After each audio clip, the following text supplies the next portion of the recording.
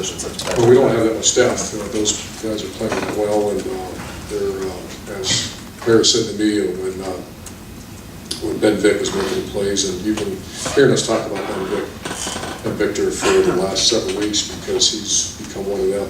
And it starts with special teams. He starts on kickoff return, like all of them do, and then he started blocking, like all of them do, and then he started making some good plays, like veterans do when they shoot, when they become part of the team. Front row left, Mitch. Is there an update on Draymond and Arnett? They're both going to play. They're both good. Yep. Right next door, Doug. Urban, you talked about this a lot after the game on Saturday, but just the adjustments you guys made as a staff, finding a way in the second half there. What does that do forward for an offense when, in the heat of the moment, maybe you figure some things out, and how does that make you better now? Well, second year staff together and on offense, and the adjustments obviously worked. And the first half was awful, but the second half, they were utilized some things that they saw, the coaches saw, did a great job. So the obvious answer is that you have to do that. And that's their jobs, that's our jobs, and they did a very good job. Do you think, what's it do for Dwayne?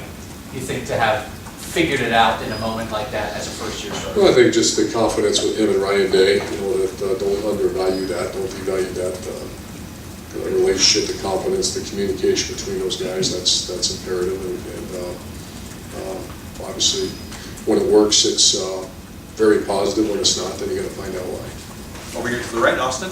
Urban, I know how important routine is for football teams and get into that rhythm throughout the season. Do you have to change anything about practice or preparation when you come out of a game as physical as that one Saturday night? We have, and then the heat, gave us the August heat again today. So we're just we watch that. Coach Mick watches that very closely, and 80-some plays against a very physical team and in a very tough environment. So we watch it. Plus we got home at 3:30 in the morning. Those are all things we watch real closely. And when you have a player like Draymond, and you want to make sure he's ready for the weekend, he's played a bunch of snaps, does he need to practice during the week? How do you manage a guy like that? We call it the Shazier rule, because Shazier had an issue his entire year where he would stand back and get mental reps around here. So you get your mental reps, and Kenny Guyton, there's two names out of the past, was the doctor of competitive excellence. There was a picture in the locker room.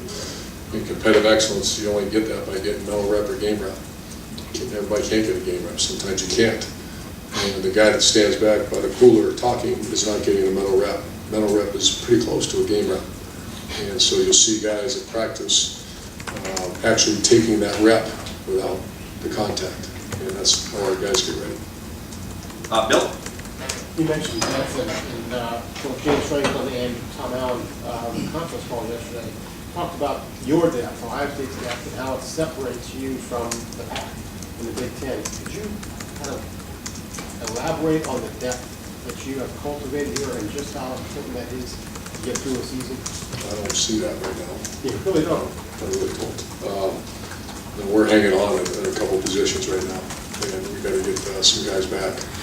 And, Brady Taylor is key to get back. He should be back in a couple weeks. And I don't. You never have enough depth, so I don't know if I wasn't part of that phone call. But we have ways to go. And one more thing about Dwayne. Through 4 games, he pretty much had his way. And then he had some struggles with protection. It wasn't all him. But he looked like a first-year starting quarterback at times at Penn State.